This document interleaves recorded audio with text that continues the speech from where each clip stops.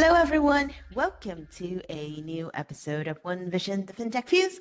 This is Theo, your host for the episode. Joining us on the show today is Sanjeev Kumar, CEO at WhiteSight. And I believe the last time we had you on the show was 3 years ago. So welcome back. Thank you, Sanjeev. Thanks a lot, Theo, and thanks again for inviting me on the show. And, I was checking your podcast and I noticed that your last 6 podcasts have featured only female guests. So I'm happy to be the diversity candidate this time around and give a bit of a change to your listeners. Oh my God. Okay. Wow, I actually didn't even notice that. I have to say it was not on purpose. It just so happened when, how it goes, right? When you travel, you talk to people like, oh, this is cool. Would you like to come on and talk more?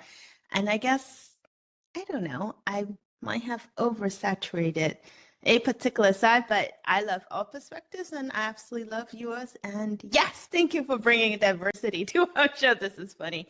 But know this though, I am a huge fan and have been a huge fan of the work that you did. I can't even remember when was the first time I spotted your work. So, background for those of you listening in and not following WhiteSight, which I don't believe there are too many now because I think everyone is following you guys, but please do so. I love the infographics that you have. I love the summary that you have because I swear every single day when I look at it, I'm like, oh, wait, I missed this. Thank you. You keep us grounded.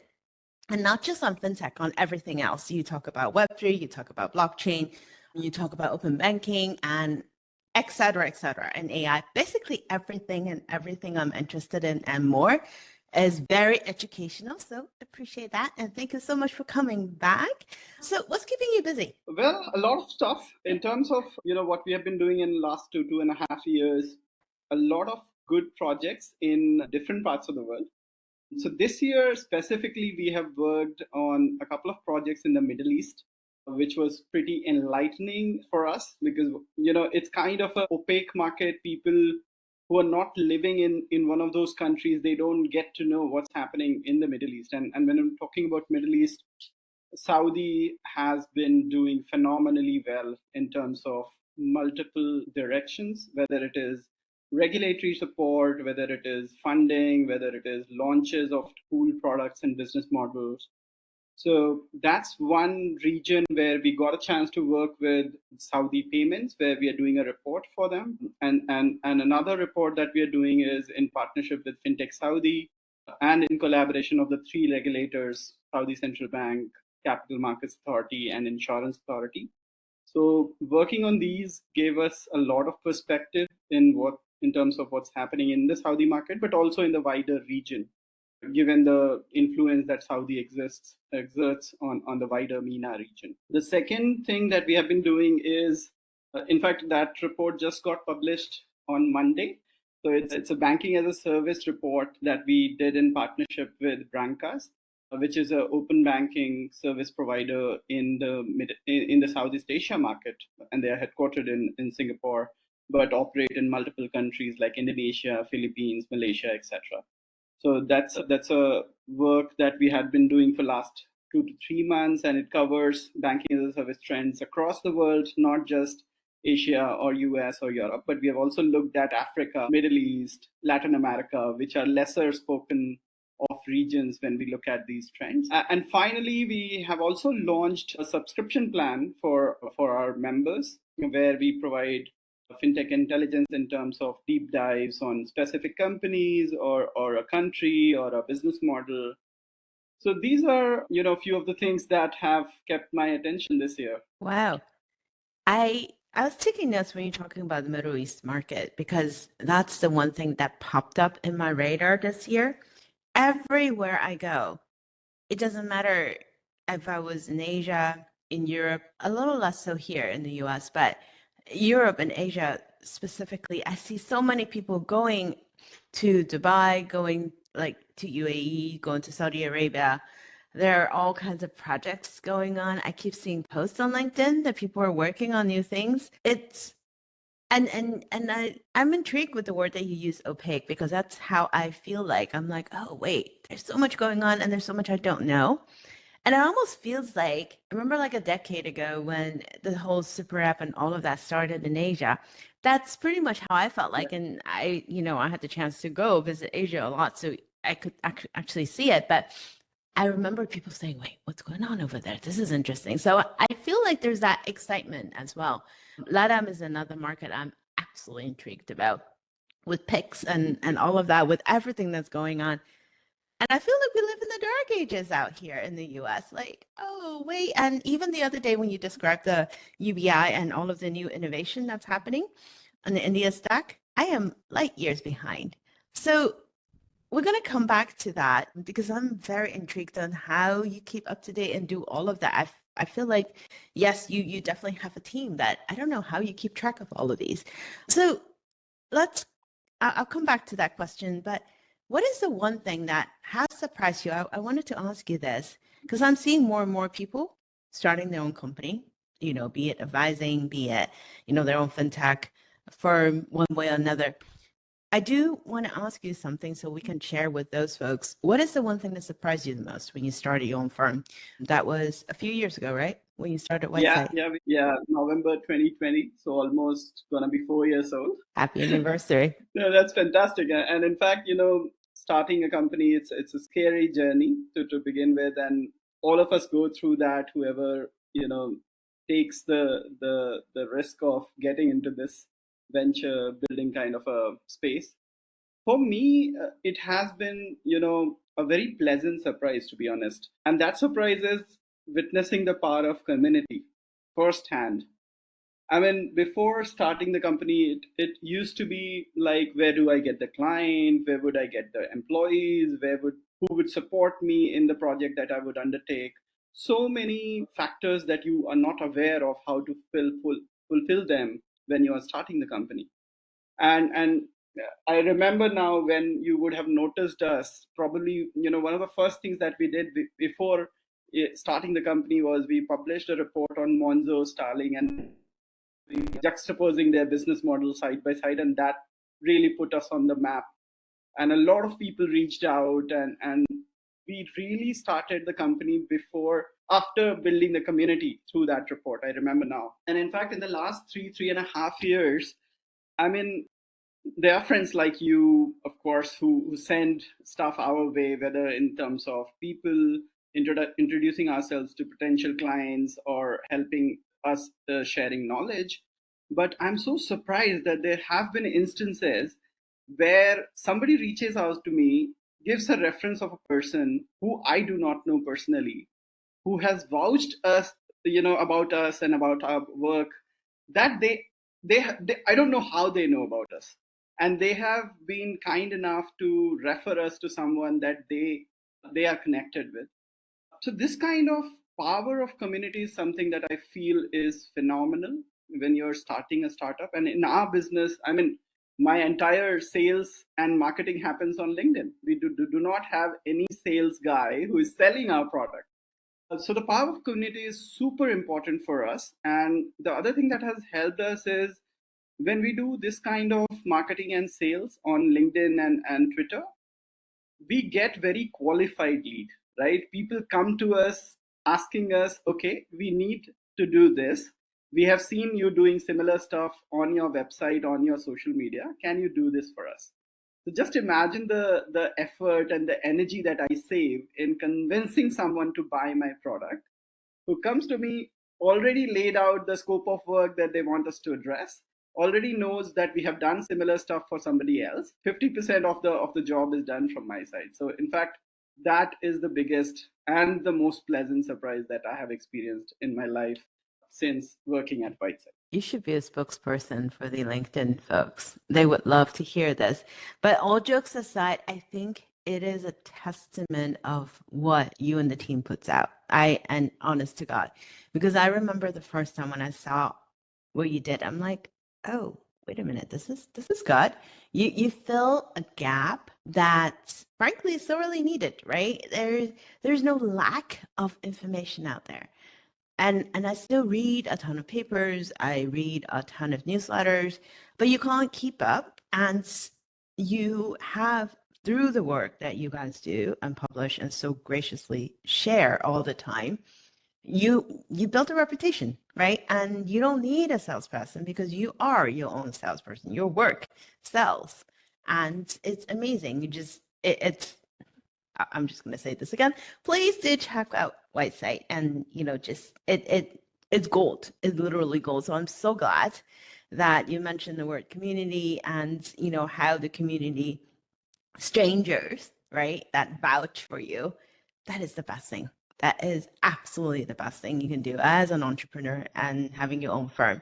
So go back to what we all love about what you guys do. You take us around the world, right? We started the conversation talking about Middle East. I had you on my mind every time when I'm like, oh, what is going on in this particular side of the world? And I think of you.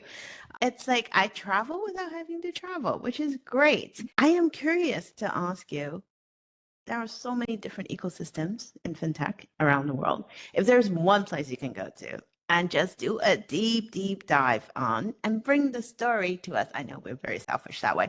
Where would that be and why? That's a good question. And in fact, to be honest, if I have to pick one location, it has to be Brazil.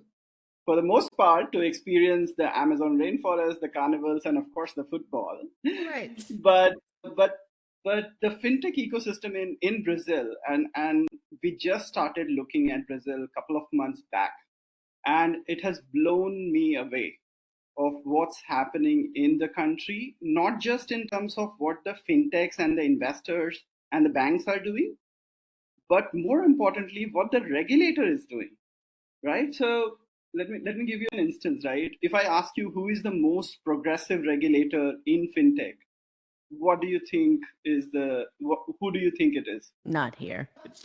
It's honest truth. I'm sorry. I actually would have thought it could be India. No? In fact, India is definitely one of the top three. Yeah. I agree with that. Some people say it is Singapore. The mass has been phenomenal in terms of at least putting things out. Putting things And out, some yes. people, yeah, exactly. But Singapore is a very small country. They can do a lot of things because of the size of the economy, Yes. which other countries cannot replicate. Some people think FCA is doing phenomenal stuff, given that they have, open banking is their brainchild, at least in terms of starting first. They keep putting out a lot of new papers, etc. And in fact, I used to think that way as well. When I used to look at, supportive regulators for the fintechs, these are the three regulators that come to mind: MAS, FCA, and Reserve Bank of India. The moment I started looking at Brazil, and in fact, the Brazilian central bank was the best central bank last year, if I'm not wrong. They actually got the best central bank award from one of the big, so they're hiding in plain sight, you can say. The way they have appended the financial ecosystem in Brazil, it's fascinating, right? Because Brazil is a country which is of phenomenal size, 200 million people. They're not like very small. They have banks who have been operating in the country for, I don't know, 50, 100 years. So it's not like banks are not there. But Brazil is a country which has some unique challenges, right? Which people who have not experienced the economy do not know about. For example, the lending rates in Brazil, it's north of 100% APR today. Can you imagine that? No, Even oh exactly. My God. How do you do anything? That's all. Yeah, exactly. Okay. Even the poster child of fintech, Nubank, if you go look at the website, do you know what is the APR range that they offer? Can you imagine that their APR range is, I'm scared to for their think. credit card? What, 200? It's from 30%. It's from 30% to 40%. Wow. So the problems are phenomenal. I have never experienced this kind of problem statement in the financial world. The other thing which is super unique about Brazil is the business banking part, right? So everyone is talking about real-time payments and merchants getting settlement within a day, T+1, T+2. Do you know what is the settlement duration for merchants in Brazil? Can you imagine? If in the rest of the world it is D+2, D+3 max. I don't know, 5? No idea. Yeah, it's D+30. Can you imagine if you buy a product from a merchant today, The merchant gets paid 30 days later if you have done it after using credit card. How do you survive as a business? That's a very stupid question, I Yeah, realize, but exactly. how? Yeah. Okay. So think of these two problems which the central bank wanted to solve. Mm-hmm. And the way they have been doing things has just blown my mind, because it's not, it's not possible for a bank or a fintech to solve these problems which have existed in the country for decades, if not centuries. And Brazilian central bank, they have been doing a lot of things. I would just like to mention two. They have unbundled the licensing regime in the country, right? So one of the ways they are trying to address this is by issuing niche licenses. So if you just want to do payments, you can go and take one license. If you just want to do credit, you can go and take another license. If you just want to do open finance, you take another license. And all these licenses are super fast. It'll take anywhere from 4 to 6 months to get it, not like multiple years. And they have also reduced the money that you need to get these licenses. So it's just 1 million reais to get an SCD license, which is a credit license in Brazil. And the way they have operated, I mean, specifically, I would like to mention the SCD license that Brazil has come up with. It's gonna be a game changer, because it allows a fintech with just 1 million real to get into the lending business.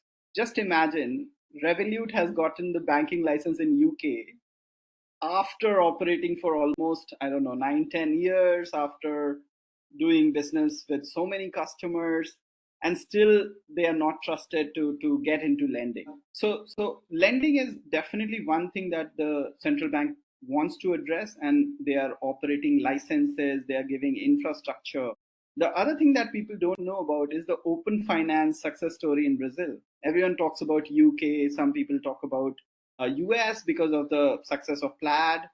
But Brazil, in the matter of 2 years, 2.5 years since they have launched open finance, whether it is in terms of scale of participation from banks and fintechs, almost every significant bank and fintech has participated. A lot of them have done so voluntarily. The scope of open banking, so from the moment they started open banking, they are very careful in keeping the scope beyond banking, which is happening now in the UK. They're talking about smart data and all. But within a year of launching open banking, they expanded the scope to include payments, credit, investments, insurance, pensions. Just imagine the vision of the central bank to look and expand the scope rather quickly. So I would say Brazil. I mean, whatever I have understood in the last month or so, it's one of the most interesting fintech ecosystem that not many people are talking about. Wow. I had no idea. No, and we're not talking about it, and we need to, because one of the things, if anything, I've learned in our space is that there's so much we can learn from other ecosystems. Always surprises, always open our eyes, and we can always do something better, so much better. We're still writing checks, but that's a whole different story. That is amazing. All right, I'm gonna go dig a little bit. One of the things I often wish, and I just said this recently to someone in New York, I wish when we convene people together, right? Not just the digital space, but in real life, when we put conferences and things together, we're willing to bring in people from other ecosystems so that we can just exchange, right? We can have an appreciation for what others are doing. That's the one thing we don't do enough about is collaborating with others, collaborating with other ecosystem, collaborating with other jurisdiction. There's so much going on beyond what we know in our backyard. So thank you for bringing those stories to us all the time. As an industry, right? And I think we started our conversation this. So now I'm still stuck on Brazil, by the way. Gosh, I need to move. All right. So one of the things that a couple of years ago when we first started the podcast, we were very intrigued on what's going on in Asia as well. Because, in the US, yeah, it is what we're doing right now. In Europe, you touched on it, open banking and now open finance. And our friends in Canada, Barb, she often talk about how open banking is not completely there just yet in Canada. We don't quite know exactly what's going to happen All right, so we touched on Middle East, we touched on Brazil. Let's talk about Asia. What's going on in Asia? What's the buzzword for the year? Yeah, Asia is such a big geography that keeping up with Asia has been the biggest problem for me. And Asia, it's like I would say it's so different. If you look at Japan, it's a completely different economy. If you look at China, it's completely different. India has its own thing. Southeast Asia, even though you can say it's slightly homogeneous, but even in Southeast Asia, we see a lot of variation when you go from Indonesia to Philippines to Malaysia. It kind of changes drastically. So a couple of things, specifically in India, because the GFF was there last week, Global FinTech Festival, and a couple of themes that came out from the event. One of the cool things that is about India is the India stack, which includes the Aadhaar, the UPI, the digital locker, the account aggregators, etc. There's a lot of chatter that has been happening around taking the India stack to other countries, which they are calling internationalization of India stack, which you think about it, it makes a lot of sense, right? A lot of the countries where are witnessing the same problems that India has successfully solved, whether it is digital identity, whether it is data sharing, whether it is real-time payments, etc. And a lot of the components at least can be exported to other countries where the problems still persist. And they can, of course, customize it to the local culture and the economy to make it relevant for them. But this is one of the biggest story that I see can have a huge impact on the fintech innovation that is happening and taking shape in different countries.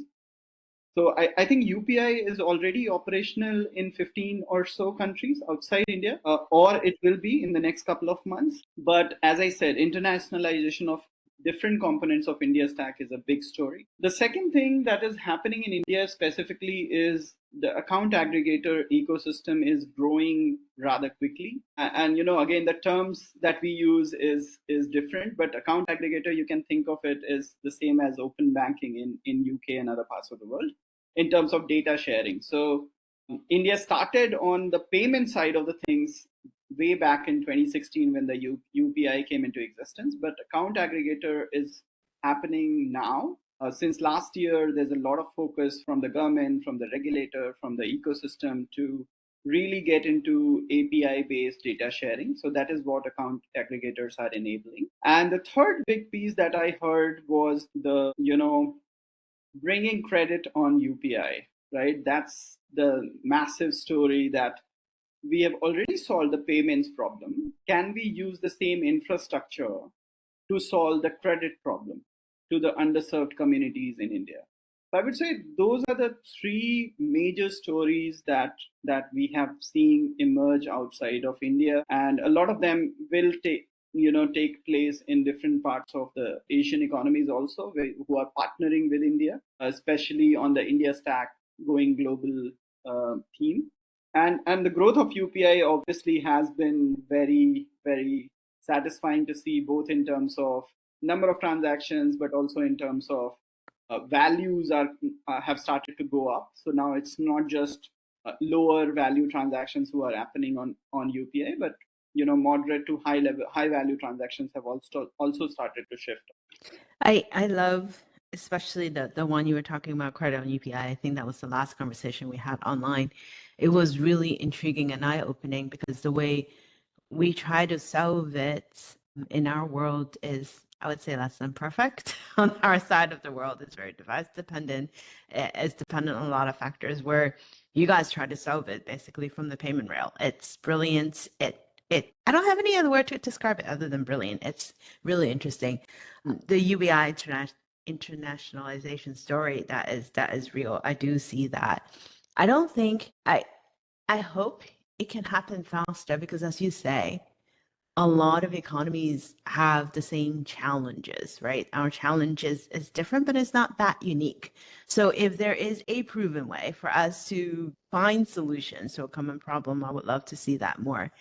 And to your point, in Southeast Asia, Asia in general, we are not all alike. We are very, very different in terms of not just culture, but how we do things, what we use. And hey, come to Asia and go through different jurisdictions. And it's, I think, is the only way to appreciate how different and how interesting and fascinating the space is. Another trend I'm tracking in Asia is, I think someone else actually posted on LinkedIn today too, is cross-border, being able to use your local app across Yes. border. That is fascinating. And I'm like, oh, I've seen that actually this past summer. I see more and more people using their local currency app. I think I was in Japan. Mhm. When I saw tourists using their own app and being able to pay. It is convenient, it's easy, and it converts back to your local currency. You can know exactly what's going on. I love that. Finally, I didn't really have to be that dependent on cash when I travel Yes. overseas, right? That's a good thing. So pulling us back on a bigger picture perspective as an industry, we don't have to look that far, actually, even going back from the first time you and I talked. There's a lot happening in fintechs always. And a few years back, there was a lot of stories about how can banks, incumbent banks, transform digitally. You know, there are different ways and methods of doing it. Some banks prefer to set up their own digital stack and then figure out how to bring them back together. And some focus specifically partnering with fintechs. There were stories about fintechs are going to eat the banker's lunch. I don't think that happened. There were a lot of talk about we need to be more like Amazon. Everyone needs to be like Amazon. We've gone through multiple of these tagline cycles. We had open data, open finance. We've had Web3. We've had blockchain. Some of them keeps coming back. There are AI everywhere. It's been like this for the last 2 years. If you have a crystal ball, Sanjeev, what's next? Something else we hadn't seen, or are we going to recycle some of these themes? Now, so a couple of things here that I'm seeing, and maybe let me mention those, and then we can go into one of them deeper if you feel like that. So one of the things that I think you also mentioned, that fintech has always been, and financial industry has always been very local, right? Mm-hmm. Banks in India are very different from banks in the US, and banks in the UK are very different from banks in France and stuff like that. Of course, there are similarities in the business models. And fintechs also have been following the same path. We do not have a new bank in India, right? You do not have a firm in Middle East, at least so far. But what I've started to notice that there are a lot of globalization that have started to pan out in fintech industry. However, I am very aware that because of the consumer behavior and the regulatory landscape being very different in different countries, having a global fintech like Amazon is still a far cry. But what I'm seeing and what I'm excited about is what Revolut is trying to do, right? If you look at Revolut, they are probably the only fintech who are truly global, operate in almost all the continents. I'm not sure whether they have a business in Africa, but except for Africa and China, they are present or they will be present by next year in almost all the significant countries.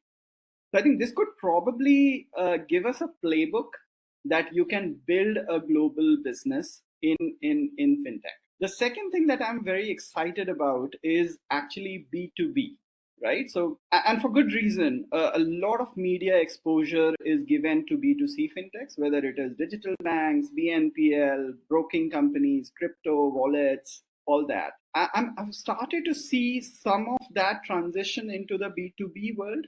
And when I use the term B2B, it's again very ambiguous. So let me try to articulate what I mean by that, right?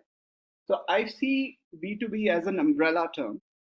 In that you have B2B, where the second B is small b, where you're serving the small medium businesses. There is B2B2B, where you have two businesses solving the problem of the third business. For example, let's say Stripe is partnering with Shopify to address the problem of merchants, so it's B2B2B. The third is B2B2C, where a company is partnering with another company to help them engage with their customers better.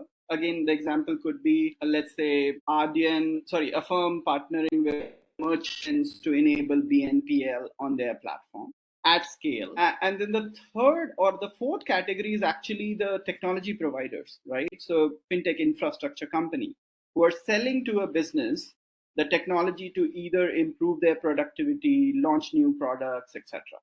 So I personally see a lot of fintech investments and innovation focus is going to shift to innovation for two reasons. One, of course, B2C have been going through some correction in terms of valuation both in the private and public market. So investors who have burnt their fingers, they would want to diversify to something which is more stable and more trustworthy in terms of market size, but also in terms of regulatory support, right? So almost every economy wants to support the micro and small medium with enterprises in their economy. So there is a tailwind that you get from the regulators and the government if you're doing something innovative to serve this economy.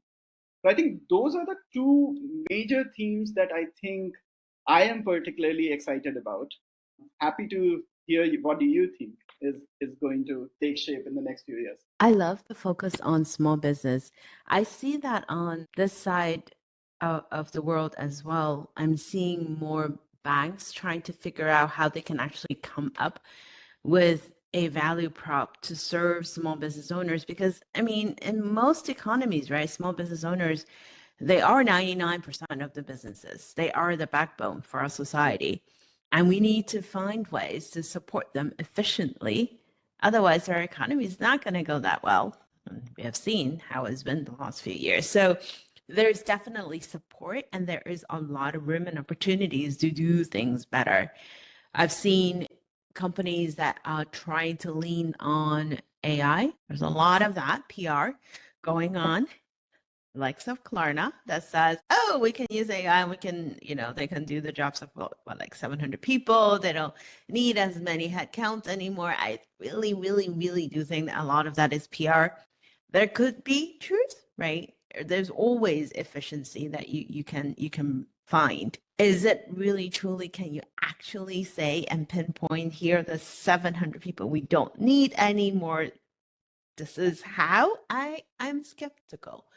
I think the next few years, in addition to the themes you're talking about, the Revolut story is fascinating. And I'm still seeing, was it Klarna? Who is it? That I think it was Klarna that said they want to apply for a banking license in the US. If I'm not mistaken, I need to go back and look at my notes. But so there is the fintech going global. I think that's an interesting trend because, as you say, oftentimes it exists to solve a very specific problem they have in that region. I don't know if you can actually port it and put it somewhere else, but hey, things can always be done. B2B is the one trend I love and love and love, and I do hope that we can find better solutions to serve small business owners. Another one I'm seeing, and Barb and I talked about this a little bit, is companies that are big tech companies coming into the ecosystem and doing something different. So for the likes of NVIDIA, for example, I'm seeing the names popping up more and more. And oftentimes we think of them, well, okay, as a chip supplier. But then if we think about how we're using technology and how we're embedding it into our platforms nowadays, there's room for them to be more than just providing a chip, right? And AWS is more than just providing the cloud platform. We see Apple, we see the news of perhaps JP Morgan taking over the credit cards from Goldman Sachs. So there is more that the big tech platforms are coming in to do, and more than what they have been doing the last few years. I don't think any one of them wants to be a bank, but they don't need to be a bank to do a lot of the things that they do. The question will be what would happen to the FIS and Fiserv of the world. That is a trend. I think it's going to take a much longer time to pan out, but I am curious to see, because we do need updates to the core platforms. Now, unless we can magically find AI that can go update all the code for us flawlessly, we need to do something, because otherwise, all of the talk about using new technology, it's hard to do until you have the data layer cleaned up. You can't do that unless you have the resources, the talent, and all of that, and also the intention to actually update. So that will be a big story. How are the big banks going to do it? What roles will fintech play in there? That's another fun story to look at, but we're boiling the ocean. I feel like there's a lot we need to do. If I were to ask you before we close our call, what's the one thing that we really need to do more and focus more? I know there's a lot of things we can do, but what's the one thing? If you can tell the clients you're working with or put some sort of report together to bring the spotlight on, hey guys, please do a little bit more of this next year going forward, what would that be? I was actually thinking about this, and we always look at fintechs as a source of inspiration in solving customers' problem, right? Whether it is in terms of giving them access to a product or reducing the price of the product, etc. Now, one of the things that doesn't get talked about is the trust, the customer trust issue. And banks always have been getting the short end of the stick when it comes to customer trust and doing things that is best for the customer. At least what I've started to see that as fintechs are maturing, we are seeing some of the problems creep in their business models as well. Whether it is, we all know about rug pulls in the crypto world, but we have seen the stories of what's happened with the Synapse and Evolve saga, with so many people leaving. I don't know what's going to happen with their hard-earned money, but it's kind of disappointing, right? And it kind of shakes the very foundation of trust that customers have put in fintechs that they are banking with.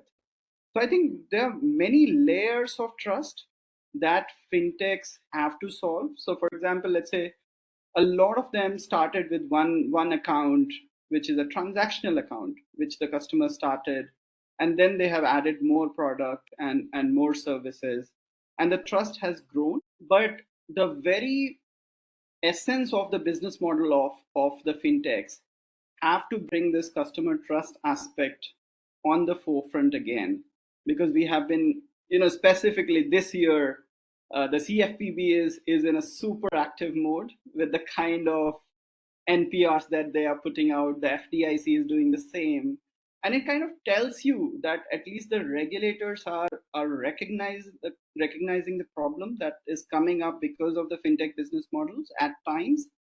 And more often than not, the consumers who actually get impacted are the most vulnerable sections of the society. So I feel we need to put the customer trust aspect of the fintech business model under the microscope and see how it is changing as fintechs are prioritizing profitability. A lot of fintechs have gone public, so they are continuously under the pressure to deliver to the market expectations, etc. And all of this has a big impact on their business model, on their customer experience metrics, etc., which I don't think has gotten a lot of attention so far.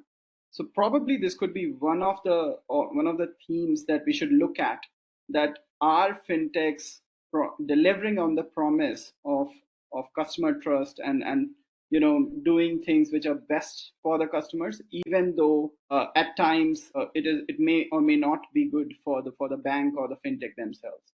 So that's probably one thing that I would love to be a part of. I like what you said, and I think it is a reflection of the industry maturing, right? We're no longer these, just throw something out, get it done, move kind of thing. We're growing, as you say. A lot of them, and rightfully so, starting to look at, does it make sense? Are we profitable? How do we get to profitability? I remember we went through a period where it was just growth at all cost. And now finally, thank goodness, we're back to, wait a minute, is that a sustainable business model?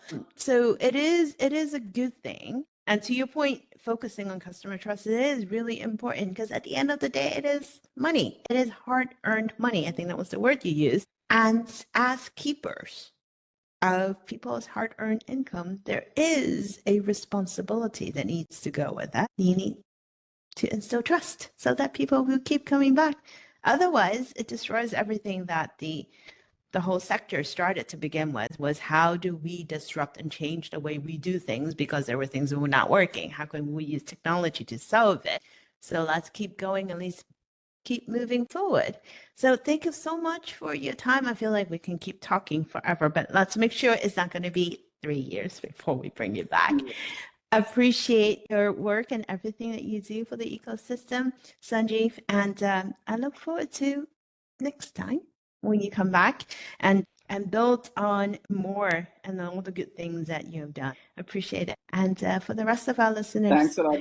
thank you. And don't forget to check out the WhiteSight reports and follow Sanjeev and team. You guys are doing amazing stuff. Congrats. And for the rest of our listeners, thank you so much for joining us for another episode of One Vision FinTech Fuse. We'll talk to you all next week.